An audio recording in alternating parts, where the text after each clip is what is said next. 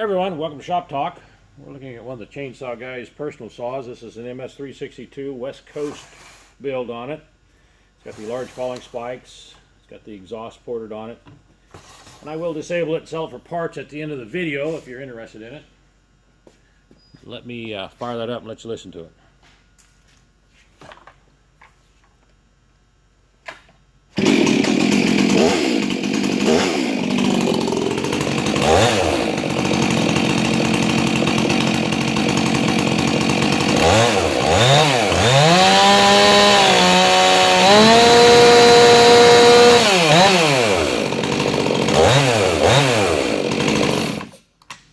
Turning right at 14,000 RPMs. It does have one of my Sylvia razor grinds on it, and we'll go outside now and make a test cut with it.